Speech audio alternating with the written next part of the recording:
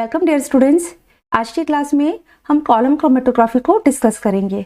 इससे पहले की क्लासेस में हमने क्रोमेटोग्राफी के जनरल प्रिंसिपल को पढ़ा है, इसके एप्लीकेशंस एंड यूजेस को पढ़ा है और इसके साथ ही क्रोमेटोग्राफी के कौन कौन से टाइप्स होते हैं and paper chromatography and thin layer chromatography को डिटेल में डिस्कस किया है। वीडियो के लिंक डिस्क्रिप्शन बॉक्स में दिए गए हैं।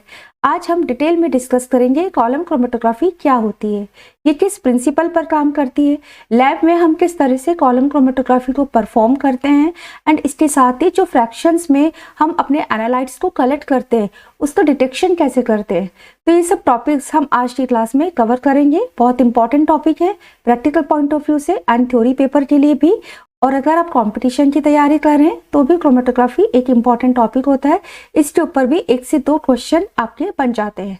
तो चलिए हम स्टार्ट करते हैं अपनी आज की क्लास। क्रोमेटोग्राफी एक बहुत इंपॉर्टेंट टेक्निक है जिसका यूज करके हम लगभग सभी टाइप्स के बायोमोलिक्यूल्स को सेपरेट कर सकते हैं। क्रोमेटोग्राफी चाहे किसी भी टाइप की हो, सभी तरह की क्रोमेटोग्राफी में 2 फेजेस होती है, stationary phase and mobile phase.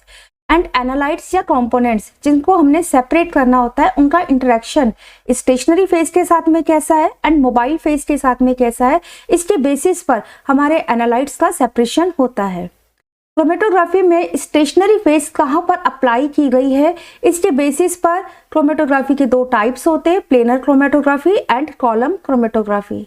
Planar chromatography में हमने पढ़ा था कि यहाँ पर जो स्टेशनरी फेज होती है वो किसी 2D सरफेस पर होती है, जैसे कि पेपर हो सकता है या फिर किसी प्लास्टिक की या ग्लास की प्लेट पर स्टेशनरी फेज को अप्लाई किया जाता है। तो इसमें जो मोबाइल फेज होती है उसको ट्रैवल करने के लिए 2D स्पेस मिलता है, इसलिए प्लेनर क्रोमेटोग्राफी को हम 2D क्रोमेटोग्राफी भी कहते हैं। एंड इसके एग्जाम्पल है paper chromatography and thin layer chromatography. इनको हम ऑलरेडी पढ़ चुके हैं, वीडियो का लिंक डिस्क्रिप्शन बॉक्स में दिया गया है। आज हम कॉलम क्रोमेटोग्राफी को पढ़ेंगे। कॉलम क्रोमेटोग्राफी में क्या होता है, जो स्टेशनरी फेज होती है उसको किसी कॉलम में फिल किया जाता है। तो यहाँ पर मोबाइल फेज को ट्रैवल करने के लिए 3D स्पेस मिलता है और इसीलिए इस टाइप की क्रोमेटोग्राफी को हम 3D क्रोमेटोग्राफी भी कहते हैं। इसमें क्या होता है, एक कॉलम तैयार किया जाता है। इस तरह से हम एक कॉलम तैयार करते हैं एंड इस कॉलम में अपनी स्टेशनरी फेज को हम फिल करते हैं। स्टेशनरी फेज सॉलिड होती है एंड पोलार नेचर की होती है। लाइक दिस हम इस कॉलम में स्टेशनरी फेज को फिल कर देते हैं। तो इन this type of chromatography stationary phase solid and polar in nature and column के ऊपर से हम अपना सैंपल को लोड करते हैं एंड मोबाइल फेज को ऊपर से पोर करते हैं। तो जो हमारा सॉल्वेंट होता है, जो हमारी मोबाइल फेज है वो लिक्विड होती है एंड ये नॉन पोलार नेचर की होती है। मोस्टली ये non polar and polar solvent का मिक्सचर होता है, लेकिन इसमें नॉन पोलार का रेशो ज़्यादा होता है, इसलिए मोबाइल फेज जो हमारी होती है वो नॉन पोलार नेचर की होती है। तो यहाँ पर हम टॉप से अपने सैंपल को एंड सॉल्वेंट को पोर करते हैं, की लोडिंग करते हैं। तो इस टाइप की क्रोमेटोग्राफी में एक कॉलम तैयार किया जाता है, उस कॉलम के अंदर हमारी स्टेशनरी फेज फिल की जाती है। मोबाइल फेज को ट्रैवल करने के लिए यहाँ पर 3D स्पेस मिल जाता है। तो ये जो क्रोमेटोग्राफी है इसे हम कॉलम क्रोमेटोग्राफी कहते हैं, इसको हम ग्रेविटी क्रोमेटोग्राफी भी कहते हैं एंड इसको हम 3D क्रोमेटोग्राफी भी कहते हैं। अब यहाँ पर किस प्रिंसिपल के बेसिस पर हमारे जो एनालाइट्स हैं, हमारा जो सैंपल है उसके कंपोनेंट सेपरेट होंगे। तो मेनली जो कॉलम क्रोमेटोग्राफी होती है उसमें एड्सॉर्प्शन का प्रिंसिपल अप्लाई होता है। ठीक है, हमारा जो स्टेशनरी फेज है वो सॉलिड है एंड मोबाइल फेज लिक्विड है।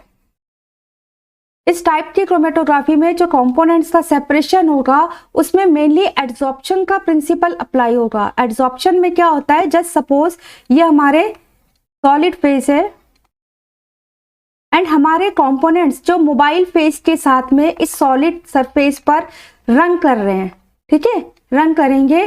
तो यहाँ पर जो हमारे एनालाइट्स होते हैं उन एनालाइट्स का इंटरेक्शन सॉलिड फेज के साथ में, सॉलिड फेज के मॉलिक्यूल्स के साथ में स्पेसिफिक इंटरेक्शन होता है एंड ये इंटरेक्शन नॉन कोवेलेंट होता है, नॉन कोवेलेंट होता है। So in this type of chromatography analytes interact with stationary phase specifically and non covalent interaction होता है। इससे क्या होता है कि अगर एनालाइट्स का इंटरेक्शन सॉलिड फेज के साथ में ज्यादा है तो ये सॉलिड फेज की सरफेस पर एड्सॉर्ब हो जाएंगे, सॉलिड फेज की सरफेस पर ये रिटेन करेंगे। एंड ऐसे एनालाइट्स जिनका इंटरेक्शन स्टेशनरी फेज के कंपैरिजन में मोबाइल फेज के साथ में ज्यादा है तो ये मोबाइल फेज के साथ में सॉलिड फेज के ऊपर मूव कर जाएंगे।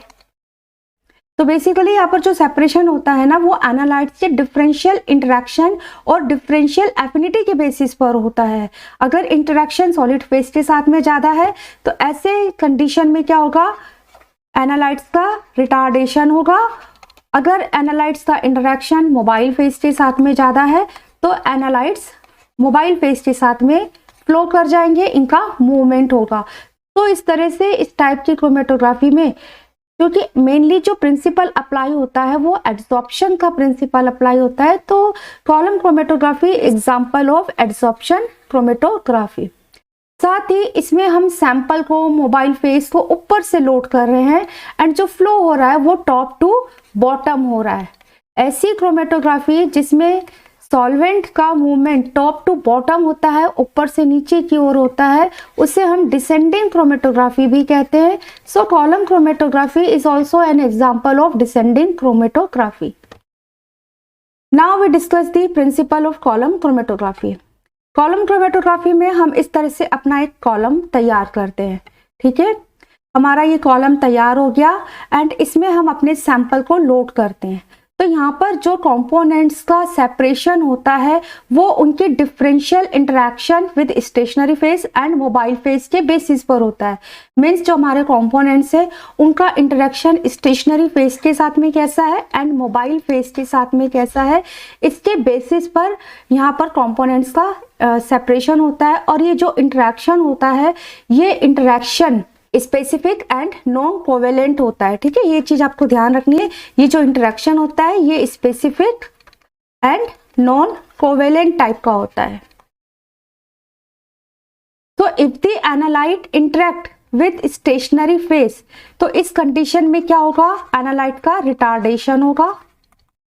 And if the analyte interact with mobile phase तो इस कंडीशन में मूवमेंट होगा, ठीक है। इस कंडीशन में हमारे जो एनालाइट्स हैं वो मोबाइल फेज के साथ में मूव करेंगे। सो यहाँ पर जो कंपोनेंट्स का मूवमेंट होता है वो डिफरेंट रेट पर होता है एंड ये डिपेंड करता है इनकी रिलेटिव एफिनिटीज पर, या हम कह सकते हैं रिलेटिव इंटरेक्शन पर, रिलेटिव इंटरेक्शन पर स्टेशनरी फेज के साथ में एंड मोबाइल फेज के साथ में।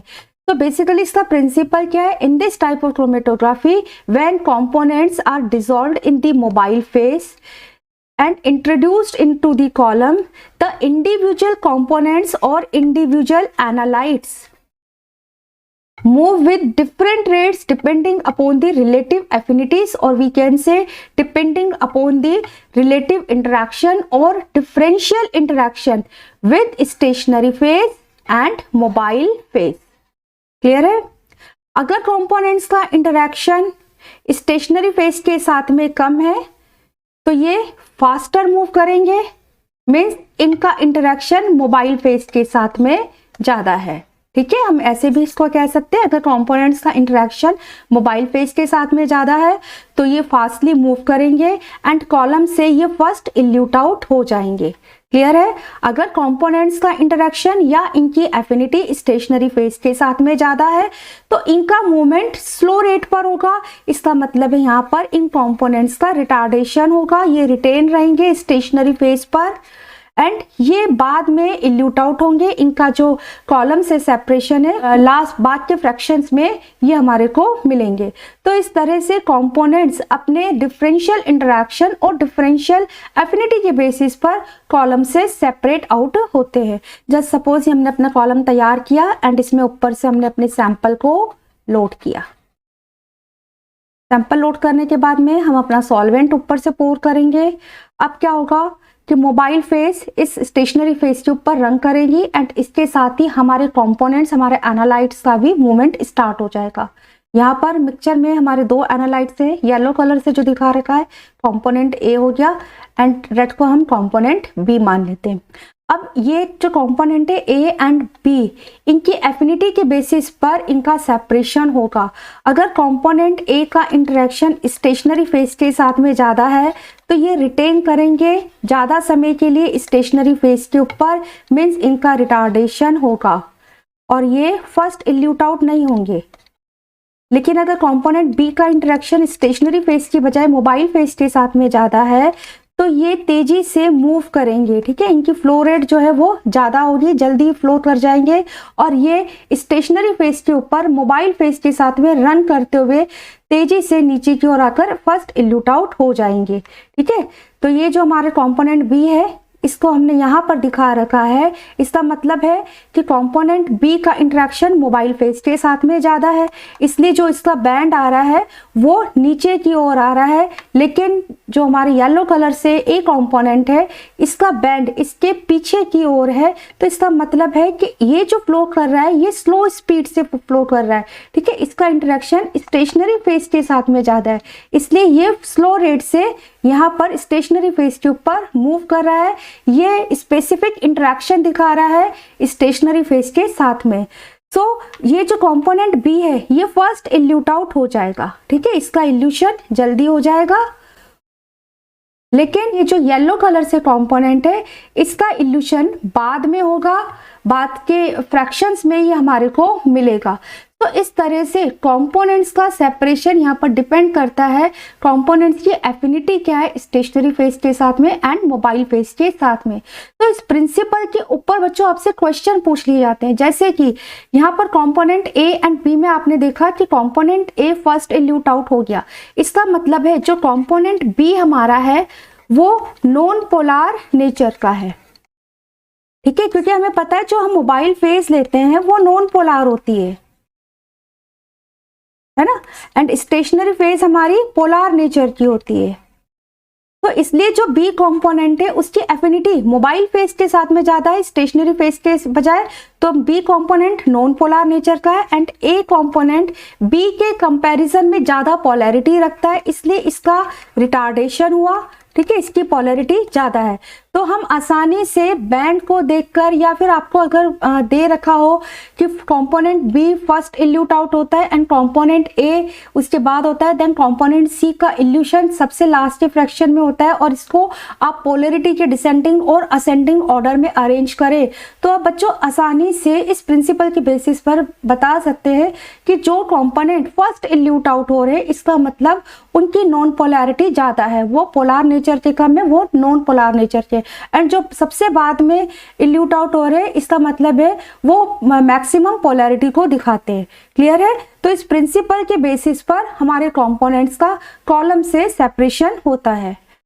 अब लैब में हम किस तरह से कॉलम क्रोमेटोग्राफी को परफॉर्म करते हैं इसको हम समझ लेते हैं, देन उसके बाद में हम डिटेल में सभी सबसे पहले हम एक कॉलम लेंगे। जो हमारा कॉलम होता है वो दोनों साइड से ओपन होता है, तो इसलिए यहाँ पर हम नीचे की ओर एक स्टॉपर को लगा देते हैं। सेकेंड स्टेप में क्या करते हैं कि स्टेशनरी फेस को फिल करने से पहले हम बहुत ही केयरफुली इसके अंदर एक कॉटन का प्लग लगाते हैं, ठीक है, कॉटन की प्लगिंग की जाती है।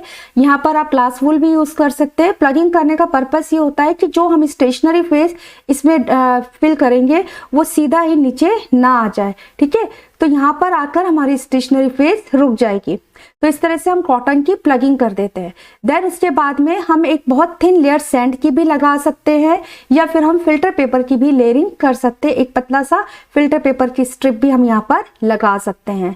देन हम अपनी स्टेशनरी फेस को इसमें फिल करते हैं। स्टेशनरी फेस को फिल करने के लिए हमें क्या क्या सावधानियां रखनी चाहिए इसको हम डिटेल में आगे पढ़ेंगे। स्टेशनरी फेस को हम एड्सॉर्बेंट भी कहते हैं, तो हम बहुत ही केयरफुली अपने कॉलम में एड्सॉर्बेंट को यहाँ पर फिल कर देते हैं। इसके बाद हम फिर से फिल्टर पेपर या सैंड की एक थिन लेयर को अप्लाई कर देते हैं। सैंड की या फिर फिल्टर पेपर को लगाने से एक एक्स्ट्रा सपोर्ट मिल जाता है स्टेशनरी फेस को, तो ये बहुत इंपॉर्टेंट होता है, ये लगाना जरूरी होता है। इसके बाद अब हम अपने सैंपल को लोड करेंगे। सैंपल को लोड करने के बाद में एनालाइट का सेपरेशन करना है, तो ऊपर से हम अपने इल्यूशन बफर या फिर सॉल्वेंट बफर को हम ऊपर से पोर करते हैं। तो इस तरह से हम कॉलम क्रोमेटोग्राफी का परफॉर्म करते हैं। हमारा कॉलम तैयार हो गया। अब सेपरेशन कैसे होता है इसका मैकेनिज्म हम यहाँ पर अच्छे से सपोज यहाँ पर हमारा ये कॉलम तैयार हो गया है, ठीक है। कॉलम तैयार होने के बाद में हम अपना सैंपल को लोड करेंगे। सैंपल को लोड करने के बाद में हम ऊपर से अपना इल्यूशन बफर सॉल्वेंट सिस्टम को पोर करते हैं। तो अब यहाँ पर एड्सॉर्प्शन के प्रिंसिपल पर हमारे जो कंपोनेंट्स हैं उनका सेपरेशन होगा। जस्ट सपोज ये जो रेड कलर से है ये हमारा ए कंपोनेंट हो गया एंड पर्पल वाला हमारा बी कंपोनेंट हो गया। ऊपर से हमने इल्यूशन बफर को लोड किया, पोर किया। अब हमारे एनालाइट मूव करेंगे मोबाइल फेस के साथ में। जस्ट सपोज ये जो कंपोनेंट बी है इसका इंटरेक्शन मोबाइल फेस के साथ में ज़्यादा है तो ये फास्टली मूव करेगा, लेकिन जो ए वाला कंपोनेंट है ये स्टेशनरी फेस पर रिटार्डेशन दिखा रहा है। तो यहाँ पर इस कंडीशन में तो ये जो कंपोनेंट बी है ये component B first elute out हो जाएगा, ठीक है। ये कंपोनेंट बी का इल्यूशन हो जाएगा। अब हमारे को कंपोनेंट ए का सेपरेशन करना है। कंपोनेंट ए को सेपरेट करने के लिए अब हम फिर से ऊपर से इल्यूशन बफर को पोर करेंगे। यहाँ पर हम इल्यूशन बफर की पोलैरिटी चेंज कर सकते हैं, हम पूरा सॉल्वेंट भी चेंज कर सकते हैं, डिपेंड करता है एनालाइट के ऊपर। हम ऐसा इल्यूशन बफर यहाँ पर काम में लेंगे जिसका इंटरेक्शन ए के साथ में ज़्यादा हो, जिससे कि ए कंपोनेंट या ए एनालाइट मोबाइल फेस के साथ में इंटरेक्ट करके अब सेपरेट हो जाएगा। तो बाद के फ्रैक्शन में हमारे को कंपोनेंट ए भी मिल जाएगा। तो इस तरह से हम कॉलम क्रोमेटोग्राफी को परफॉर्म करते हैं एंड फ्रैक्शंस में हमारे एनालाइट्स हमको मिल जाते हैं। एनालाइट्स का डिटेक्शन कैसे करते हैं इसको हम आगे की स्लाइड्स में पढ़ते हैं। सबसे पहले हम देख लेते हैं इन सभी स्टेप्स को। Now steps of column chromatography. First step है सैंपल प्रिपरेशन। इस स्टेप में हम अपने सैंपल को तैयार करेंगे। जो हमारा सैंपल होता है उसका कंसंट्रेटेड सॉल्यूशन बनाया जाता है। सॉल्वेंट बफर के साथ में हम इसका कंसंट्रेटेड सॉल्यूशन बना लेते हैं। अगर हमारा सैंपल ऑलरेडी लिक्विड फॉर्म में है तो पहले हम अल्ट्रा सेंट्रीफ्यूगेशन करेंगे, देन फिर हम इसका मिक्सचर बना लेंगे। थोड़े से अमाउंट में हम सॉल्वेंट बफर को लेते हैं एंड अपने सैंपल को उसमें मिक्स कर लेते हैं एंड उसका कंसंट्रेटेड सॉल्यूशन तैयार कर लिया जाता है। तो ये हमारा हो गया first step sample preparation. Second step है कॉलम प्रिपरेशन। इस स्टेप को समझने के लिए हम इसको 3 स्टेप्स में डिवाइड कर लेते हैं। फर्स्ट स्टेप है selection of column and stationary phase. तो इसमें हम कॉलम का सिलेक्शन करेंगे एंड स्टेशनरी फेस हमने कौन सी लेनी है इसको हम सेलेक्ट करेंगे। कॉलम का सिलेक्शन डिपेंड करता है हमारे एड्सॉर्बेंट के टाइप पर, ठीक है। कौन सी स्टेशनरी फेज हम ले रहे हैं उसके ऊपर डिपेंड करता है, हमारे सैंपल के अमाउंट पर डिपेंड करता है एंड कितना प्रेशर अप्लाई होना है इसके ऊपर हमारे कॉलम का सिलेक्शन डिपेंड करता है। जनरली जो कॉलम की लेंथ होती है वो डायरेक्टली प्रोपोर्शनल होती है रेजोल्यूशन के। अच्छे रेजोल्यूशन के लिए हमको कॉलम की लेंथ ज़्यादा लेनी चाहिए एंड कॉलम की लेंथ इनवर्सली प्रोपोर्शनल होती है टाइम ऑफ इल्यूशन और इनवर्सली प्रोपोर्शनल होती है फ्लो रेट के। तो जनरली जो कॉलम हमारे को लेना चाहिए उसकी लेंथ 20 से 50 सेंटीमीटर एंड उसका डायामीटर 0.5 से 5 सेंटीमीटर की रेंज में हमारा कॉलम होना चाहिए। तो इस तरह से हम अपने कॉलम का selection. Next is selection of adsorbent. Stationary phase का सिलेक्शन हमें कैसे करना चाहिए। एक अच्छा एड्सॉर्बेंट या स्टेशनरी फेस हमारे को ऐसे लेनी चाहिए जो कि इफेक्टिवली सेपरेट कर सके एनालाइट्स को कंपोनेंट्स को मिक्सचर में से। वो एड्सॉर्बेंट अच्छा माना जाता है। डिपेंड करता है हमारे सैंपल के ऊपर किसका हमने सेपरेशन करना है। जैसे कि एल्यूमिना हम काम में लेते हैं अगर हमारे को स्मॉल ऑर्गेनिक कंपोनेंट्स या फिर लिपिड्स का सेपरेशन करना है। सिलिका जेल हम तब काम में लेते हैं जब हमारे को अमीनो एसिड्स मतलब स्मॉल मॉलिक्यूल्स और लिपिड्स एंड कार्बोहाइड्रेट्स का सेपरेशन करना है। फ्लोरेसिल या मैग्नीशियम सिलिकेट भी जिसको कहते हैं न्यूट्रल लिपिड्स के लिए एंड कैल्शियम फॉस्फेट प्रोटीन्स के लिए, पॉलीन्यूक्लियोटाइड्स के लिए या न्यूक्लिक एसिड्स के लिए एंड सेलुलोज प्रोटीन्स के लिए हम काम में लेते हैं। तो ये हमारे एड्सॉर्बेंट है एंड हमने किसका सेपरेशन करना है इसके बेसिस पर हम स्टेशनरी फेस को सेलेक्ट कर लेते हैं। सेकेंड जो इंपॉर्टेंट पैरामीटर होता है स्टेशनरी फेस को सेलेक्ट करने का वो होता है मैश साइज। मैच साइज क्या होता है, number of pores per square inch area. ठीक है, जस्ट सपोज ये हमारा एक स्क्वायर इंच एरिया है, इस एरिया में नंबर ऑफ पोर्स कितने हैं इसको हम कहते हैं मैच साइज। ठीक है। तो जितना ज़्यादा नंबर ऑफ पोर्स एरिया होता है, जितना ज़्यादा मैच साइज होता है, उतना अच्छा हमारा एड्सॉर्बेंट होता है, क्योंकि जो एनालाइट है उसको इंटरेक्ट करने के लिए ज़्यादा नंबर में पार्टिकल्स मिल जाते हैं। ठीक है, सो एनालाइट्स का यहाँ पर इंटरेक्शन बढ़ जाता है, या हम कहें रिटार्डेशन बढ़ जाता है। ठीक है, इसको हम ऐसे भी कह सकते हैं। तो मैच साइज जितना ज़्यादा होगा उतना अच्छा एड्सॉर्बेंट माना जाता है, क्योंकि एनालाइट्स को ज़्यादा नंबर में पार्टिकल्स मिल रहे हैं, ठीक है, इंटरेक्ट करने के लिए, रिटार्ड होने के लिए। तो मैच साइज क्या हो गया? Size of particles of adsorbent. ये बहुत इंपॉर्टेंट पैरामीटर है, इसको आप समझ लेना। Mesh size number of pores per square inch. Mesh size जितना ज़्यादा होगा उतना अच्छा एड्सॉर्बेंट होगा। Mesh size is directly proportional to resolution. Generally देखा गया है 400 या इससे ज़्यादा का अगर मैच साइज है तो वो एक अच्छा एड्सॉर्बेंट माना जाता है।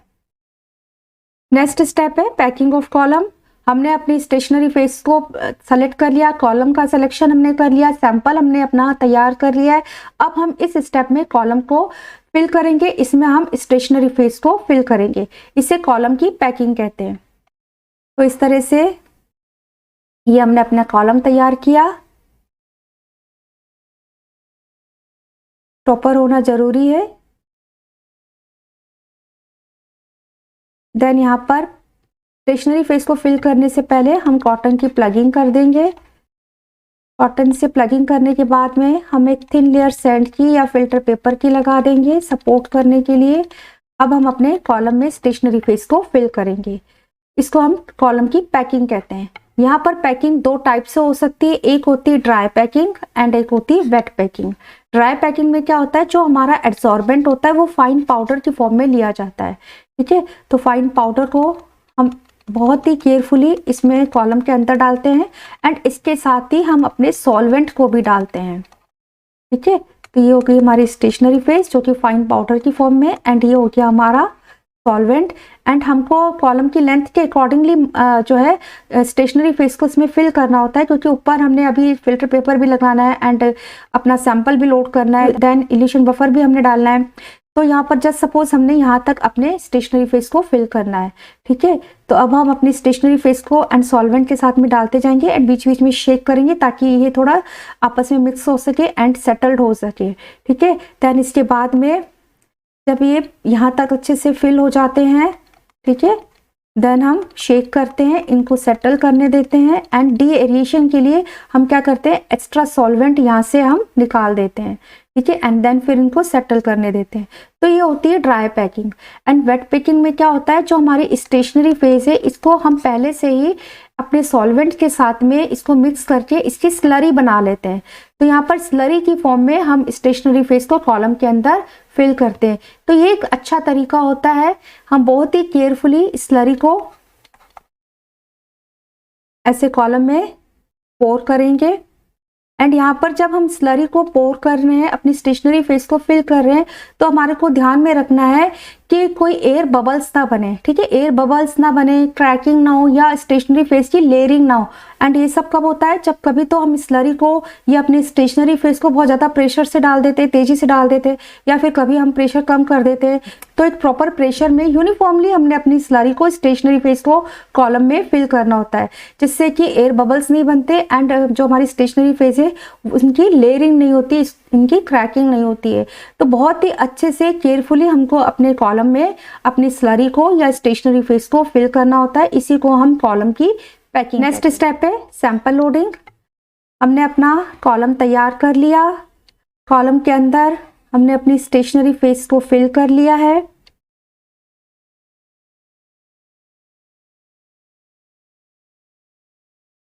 अच्छे से स्टेशनरी फेस की पैकिंग कर ली हमने। अब हम अपने सैंपल को इसमें लोड करेंगे।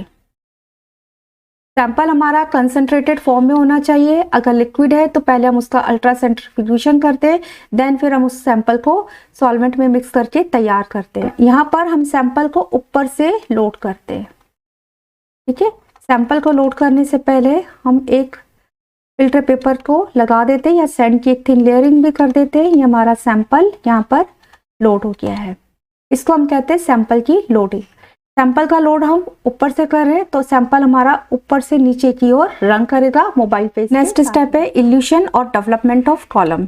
इस स्टेप में हम क्या करेंगे, हमने अपने कॉलम को प्रिपेयर कर लिया है, हमारी स्टेशनरी फेज यहाँ पर फिल है, हमने सैंपल को लोड कर दिया एंड हम एनालाइट्स को सेपरेट करने के लिए ऊपर से अपने सॉल्वेंट सिस्टम और इल्यूशन बफर को पोर करेंगे। ठीक है, एंड इल्यूशन टेक्निक के द्वारा क्या होगा, हमारे कंपोनेंट्स सेपरेट होना स्टार्ट हो जाएंगे एंड कॉलम से हम इनको फ्रैक्शंस की फॉर्म में कलेक्ट कर लेंगे। ठीक है, अब इल्यूशन टेक्निक के भी दो टाइप्स होते हैं। एक होता है आइसोक्रेटिक इल्यूशन। इसमें क्या होता है, जो हमारा इल्यूशन सिस्टम है, जो हमारा इल्यूशन बफर है, अगर हम पूरे प्रोसेस के दौरान हम सेम इल्यूशन बफर को काम में लेते हैं। ठीक है, हमने अपने ऊपर से इल्यूशन बफर को सॉल्वेंट सिस्टम को पोर किया, हमारे जो सैंपल के एनालाइट्स हैं वो सेपरेट होना स्टार्ट हो जाएंगे on the basis of their affinity with stationary phase and mobile phase, and then हमने यहाँ पर फ्रैक्शंस में इनको कलेक्ट करना स्टार्ट किया। तो हमने 1 मिनट का कोई फ्रैक्शन लिया या 2 मिनट का फ्रैक्शन लिया, एक टाइम इंटरवल में हम अपने फ्रैक्शंस को कलेक्ट करेंगे एंड कंटिन्यूसली जो हम ऊपर से इल्यूशन बफर को डाल रहे हैं वो हमारा पूरे प्रोसेस के दौरान सेम इल्यूशन बफर हम काम में ले रहे हैं, तो इसे हम कहते हैं आइसोक्रेटिक इल्यूशन टेक्निक। ठीक है, तो इस टाइप में ध्यान रखना है आपको, सेम सॉल्वेंट और सॉल्वेंट सिस्टम सेम पोलैरिटी का हम काम में लेंगे। क्लियर है। सेकंड होता है ग्रेडियंट और स्टेप वाइज टेक्निक। इसमें क्या होता है कि हमने फ्रैक्शन कलेक्ट किया, मान लो हमने अपना इल्यूशन बफर डाला, देन हमने 1 मिनट का एक फ्रैक्शन कलेक्ट किया, 2 मिनट का फ्रैक्शन कलेक्ट किया, देन उसके बाद में हम इल्यूशन बफर की पोलैरिटी को हम चेंज कर देते हैं। ठीक है, या फिर हम अपना सॉल्वेंट सिस्टम ही कुछ फ्रैक्शंस के बाद में चेंज कर देते हैं। तो इस प्रोसेस में हम स्टेप वाइज या ग्रेजुअली अपना जो सॉल्वेंट सिस्टम है उसकी हम पोलैरिटी को इंक्रीज कर देते हैं, आयन कंसंट्रेशन को इंक्रीज कर देते हैं, या सम टाइम हम कुछ फ्रैक्शंस के बाद में अपने इल्यूशन सिस्टम को हम चेंज कर देते हैं। तो इस टाइप के प्रोसेस को कहते हैं ग्रेडियंट और स्टेप वाइज टेक्निक। इसको आप एक स्लाइड से समझिए, इस डायग्राम से आप समझिए। यहाँ पर हमने अपना सैंपल को लोड किया। ठीक है, ये हमारा सैंपल है जो कि ब्लैक कलर से हमने दिखा रखा है एंड इसमें 3 तरह के एनालाइट्स हैं, analyte A, B and C। एक स्टेप में हमने एक अपना इल्यूशन बफर डाला एंड इसके बाद में हम देख रहे हैं कि जो हमारा सैंपल है वो सेपरेट होना स्टार्ट हो रहा है एंड हमको फ्रैक्शन में येलो कलर में कोई कंपोनेंट मिल रहा है, कंपोनेंट A हमको मिल रहा है। अब कंपोनेंट B एंड C को हमने सेपरेट करना है, तो यहाँ पर हम सेकेंड स्टेप में क्या करेंगे, अपने इल्यूशन बफर की पोलैरिटी को हम यहाँ पर चेंज कर देते हैं। ठीक है, तो हमने चेंज पोलैरिटी वाला इल्यूशन बफर अब डाला, तो उससे क्या होगा कि जो कंपोनेंट B एंड C थे तो उनका भी सेपरेशन होना स्टार्ट हो जाएगा एंड नेक्स्ट फ्रैक्शन में हमको अपना कंपोनेंट B मिल जाएगा एंड कंपोनेंट C को सेपरेट करने के लिए हम यहाँ पर O पोलैरिटी को इंक्रीज कर देंगे या फिर हम सॉल्वेंट सिस्टम को भी चेंज कर देंगे। जैसे कि इस डायग्राम में दे रखा है कि अगर हमारे को कंपोनेंट C सेपरेट करना है तो इसके लिए हम IPA या वाटर को एज ए सॉल्वेंट सिस्टम हम यूज में लेंगे, तो हमारा कंपोनेंट C भी सेपरेट हो जाएगा। तो ये होता है ग्रेडियंट और स्टेप वाइज टेक्निक। जनरली इसमें क्या होता है कि पहले जो हम इनिशियली स्टेप 1 में अपना बफर सॉल्यूशन लेते हैं वो कम पोलैरिटी वाला होता है। ठीक है, लो पोलैरिटी का सॉल्वेंट हम यूज करते हैं, देन उसके बाद ग्रेजुअली हम पोलैरिटी को इंक्रीज करते हैं।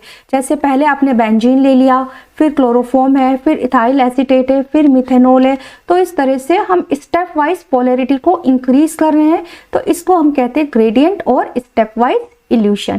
तो इस तरह से 2 टाइप से इल्यूशन टेक्निक काम में ली जाती है, डिपेंड करता है हमको क्या सेपरेट करना है। नेक्स्ट स्टेप है हमारा collection and detection of analyte. हमने अपने कॉलम को तैयार किया है, सैंपल तैयार कर लिया, स्टेशनरी फिश को कॉलम में फिल किया, सैंपल लोड किया, देन ऊपर से इल्यूशन सिस्टम हमने पोर किया। इसके बाद अब हम फ्रैक्शंस में एनालाइट्स को कलेक्ट करते हैं। एनालाइट्स हमारे इल्यूशन बफर के साथ में फ्रैक्शंस में कॉलम से रिमूव किए जाते हैं, सेपरेट आउट हो जाते हैं। तो यहाँ पर एनालाइट्स का जो कलेक्शन होता है वो फ्रैक्शंस में होता है, या तो हम टाइम इंटरवल पर कर सकते हैं या फिर वॉल्यूम के इंटरवल पर हम अपने फ्रैक्शंस को कलेक्ट कर सकते हैं। यहाँ पर कलेक्शन हम मैनुअली भी कर सकते हैं या इसके लिए हम ऑटोमेटेड फ्रैक्शन कलेक्टर भी काम में ले सकते हैं। तो इस तरह से हमने कॉलम में से फ्रैक्शंस में अपने एनालाइट्स का कलेक्शन कर लिया। एनालाइट्स हमारे इल्यूशन बफर के साथ में हमको मिलते हैं। ये हो गया हमारा 1 मिनट का फ्रैक्शन। ये सेकंड फ्रैक्शन है हमारा, जस्ट सपोज 5 मिनट का है, एंड ये 10 मिनट का हमारा फ्रैक्शन है। तो इस तरह से हमारे 3 components A B C fractions में कलेक्ट हो गए। नेक्स्ट स्टेप में हमने डिटेक्शन करना है कि 1 मिनट के फ्रैक्शन में कौन सा एनालाइट आया है, 5 मिनट के फ्रैक्शन में हमको कौन सा एनालाइट मिला है, एंड 10 मिनट के फ्रैक्शन में हमको कौन सा एनालाइट मिला है। इसका हमने डिटेक्शन करना है। तो डिटेक्शन करने के लिए हम या तो 3 लेयर क्रोमेटोग्राफी के द्वारा हम इन फ्रैक्शंस में से अपने कंपोनेंट्स का डिटेक्शन कर सकते हैं। अगर हम एंजाइम्स पर काम कर रहे हैं तो हम एंजाइमेटिक एक्टिविटी के द्वारा भी डिटेक्शन कर सकते हैं, लेकिन ये एक time taken and tedious process हो जाता है। इसके बजाय आजकल जो हम काम में लेते हैं डिटेक्शन के लिए, एब्सॉर्बेंसी और फ्लोरेसेंस मेथड के द्वारा हम अपने एनालाइट्स को आसानी से डिटेक्ट कर सकते हैं। इसमें क्या होता है कि हम इस तरह से पूरा अपना सेटअप तैयार करते हैं। हमने अपना कॉलम तैयार किया, देन अपना सॉल्वेंट सिस्टम को, सैंपल को हम ऊपर से लोड करेंगे, एंड जो हमारा कॉलम से इल्यूशन बफर हम इल्यूट आउट करते हैं उसको सीधा हम फ्रैक्शंस में कलेक्ट नहीं करते, पहले इसको किसी डिटेक्टर में भेजा जाता है। ठीक है, एंड ये जो डिटेक्टर होता है इसको हम कनेक्ट कर लेते हैं किसी रिकॉर्डर से या फिर कंप्यूटर से। तो यहाँ पर डिटेक्टर एब्जॉर्बेंसी और फ्लोरेसेंस के बेसिस पर इल्यूशन के साथ में कौन कौन से एनालाइट आ रहे हैं उसको डिटेक्ट करता है, उसको रिकॉर्ड करता रहता है, एंड हमारे को पीक्स दिखाई देती हैं। ठीक है, तो पीक्स के बेसिस पर हम अपने एनालाइट्स की फिजिकल प्रॉपर्टीज को बता सकते हैं, उनका डिटेक्शन कर लिया जाता है। डिटेक्टर से भेजने के बाद में हम अपने इल्यूशन बफर को, अपने इल्यूट आउट को हम फ्रैक्शंस में यहाँ पर कलेक्ट कर सकते हैं, एंड इसको वेस्ट के जैसे हम इसको थ्रो भी कर सकते हैं या फिर इसको फ्यूचर पर्पस के लिए हम इनको संभाल कर भी रख सकते हैं। ठीक है, तो इस तरह से आजकल सेटअप किया जाता है। अब कैसे हम पीक्स के द्वारा अपने कंपोनेंट्स को डिटेक्ट करते हैं इसको अब हम समझ। जो हमारा रिकॉर्डर होता है उसमें हमारे को पीक्स दिखाई देती हैं, इसको हमें ग्राफ प्लॉट करके आसानी से समझ सकते हैं। हमने एक्स एक्सिस पर टाइम और वॉल्यूम, जिस भी इंटरवल पर हम अपने फ्रैक्शंस को कलेक्ट कर रहे हैं उसको हमने एक्स एक्सिस पर प्लॉट किया, एंड एब्जॉर्बेंसी को हम वाई एक्सिस पर ले लेते हैं। तो ये हो गई हमारी एब्जॉर्बेंसी, एंड एक्स एक्सिस पर हमारा टाइम इंटरवल 1 2 3 4 5 6 7 8। ठीक है, इस तरह से ये हमारे टाइम इंटरवल हो गया, इसको हमने एक्स एक्सिस पर लिया। देन जो इल्यूशन बफर होता है हमारा, उसकी एब्सॉर्बेंसी हम 0 पर सेट करके रखते हैं। ठीक है, इल्यूशन बफर की एब्सॉर्बेंसी हम 0 पर सेट करके रखेंगे। तो डिटेक्टर में पहले क्या गया, इल्यूशन बफर जाता है, तो हमारे को ऐसे स्ट्रेट लाइन दिखाई देती है। ठीक है, तो स्ट्रेट लाइन दिखाई दे रही है कि अभी सिर्फ इल्यूशन बफर आया है ना। जैसे ही इस इल्यूशन बफर के साथ में कोई एनालाइट आता है, ठीक है, जस्ट सपोज ये हमारे फ्रैक्शंस हैं।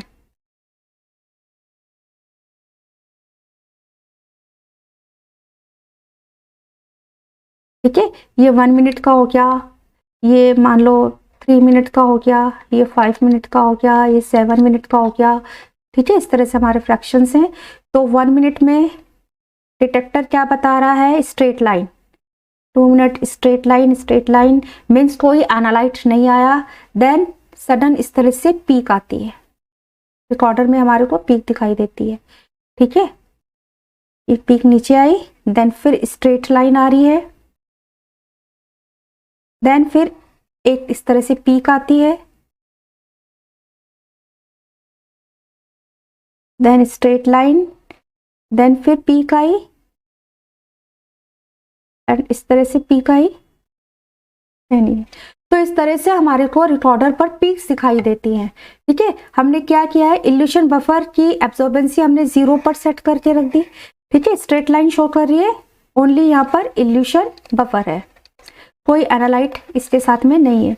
लेकिन जैसे ही 1 मिनट का फ्रैक्शन है, 2 मिनट का फ्रैक्शन है, ठीक है, स्ट्रेट लाइन आ रही है, लेकिन जैसे ही कोई एनालाइट अब इल्यूशन बफर के साथ में आता है तो एक पीक दिखाई देती है। तो पीक्स का दिखाई देना बताता है कि अब एनालाइट जो है इल्यूट आउट हुआ है। ठीक है, कोई कंपोनेंट हमारा सेपरेट हुआ है। जस्ट सपोज ये कंपोनेंट ए सेपरेट हुआ है। ठीक है, अब ये पीक कितना जाएगी, ये डिपेंड करता है इस एनालाइट की एब्जॉर्बेंसी पर, उतनी हाइट तक पीक जाएगी। ठीक है, एंड देन फिर स्ट्रेट लाइन, इसका मतलब है कि अब 3 मिनट के बाद में जो हमने फ्रैक्शन कलेक्ट किया है 4 मिनट का, 5 मिनट का, तो यहाँ पर हमारे को कोई भी एनालाइट इसमें इल्यूशन बफर के साथ में नहीं आया है। देन फिर अगेन पीक आती है, इसका मतलब अब कोई दूसरा कंपोनेंट सेपरेट होकर इल्यूट आउट हुआ है। ठीक है, ये आ गई हमारी बी कंपोनेंट, इसकी एब्जॉर्बेंसी के बेसिस पर पीक की हाइट आएगी। देन फिर स्ट्रेट लाइन आती है। देन फिर 7 मिनट के बाद में हम जैसे यहाँ पर देख रहे हैं इस ग्राफ में कि हमारे को फिर से 2 पीक्स दिखाई देती है, लेकिन यहाँ पर ये component just suppose C and D हो गया, लेकिन यहाँ पर ये जो पीक्स है ना, ये मिक्स्ड पीक्स है। ठीक है, क्योंकि एक पीक आई सी की, देन उसके बाद इमीडिएटली एक और पीक हमारे को दिखाई दे गई है ना। तो हमारा जो एनालाइट है हमारा वो मिक्स्ड एनालाइट आया, मीन्स वो अच्छे से यहाँ पर सेपरेट नहीं हुआ है। तो जो फ्यूज्ड पीक्स आती है ना, ये फ्यूज्ड पीक्स इम्प्रॉपर सेपरेशन को दिखाती हैं। ठीक है, प्रॉपरली हमारा यहाँ पर जो एनालाइट्स है उनका सेपरेशन नहीं हुआ है। क्लियर है, तो ये फ्यूज्ड पीक्स आती है, मतलब यहाँ पर रेजोल्यूशन क्लियर नहीं है। तो इस तरह से पीक्स के बेसिस पर हम अपने कंपोनेंट्स को, उनकी फिजिकल प्रॉपर्टी को बता सकते हैं। कंपोनेंट ए जो अर्ली फ्रैक्शन में आ गया है, इसका मतलब है कि ये नॉन पोलर नेचर का है। ठीक है, एंड इसकी एब्जॉर्बेंसी के बेसिस पर हम अपने कंपोनेंट ए को डिटेक्ट कर सकते हैं। इसी तरह कंपोनेंट बी आता है फिर नेक्स्ट फ्रैक्शन में, देन लास्ट फ्रैक्शन में component C and component D आता है। तो इसका मतलब कंपोनेंट ए सबसे ज़्यादा नॉन पोलर नेचर का है, फिर बी है, उसके बाद सी एंड कंपोनेंट डी सबसे ज़्यादा पोलर नेचर का है। तो इस तरह से पीक्स के बेसिस पर हम आसानी से अपने सेपरेट हुए एनालाइट को डिटेक्ट कर सकते हैं। तो आजकल एब्जॉर्बेंसी और फ्लोरेसेंस मेथड काम में लिया जाता है एनालाइट्स को डिटेक्ट करने के लिए। तो यहाँ पर बच्चों अगर आपको इस तरह से कोई ग्राफ दे रखा हो एंड ग्राफ के बेसिस पर आपको पोलैरिटी एंड नॉन पोलैरिटी के बारे में पूछा हो, या फिर ग्राफ के बेसिस पर आपसे पूछा गया हो कि कौन सा कंपोनेंट फर्स्ट फ्रैक्शन में आएगा, कौन सा कंपोनेंट लास्ट फ्रैक्शन में आएगा, या फ्यूज्ड पीक्स के बारे में आपसे पूछा गया हो कि यहाँ पर रेजोल्यूशन प्रॉपर नहीं हुआ, इसका मतलब है कि जो हमारा इल्यूशन बफर था वो properly C and D components को सेपरेट नहीं कर रहा। तो इसका मतलब है कि अब हमारे को पोलैरिटी को चेंज करना पड़ेगा अगर हमें सी एंड डी कंपोनेंट्स को सेपरेट करना है। तो इस तरह के क्वेश्चंस आपसे आपके कंपटीशन में पूछे जा सकते हैं। तो इन दिस वे हम अपने एनालाइट्स को आसानी से एब्जॉर्बेंसी एंड फ्लोरेसेंस के बेसिस पर हम डिटेक्ट कर लेते हैं।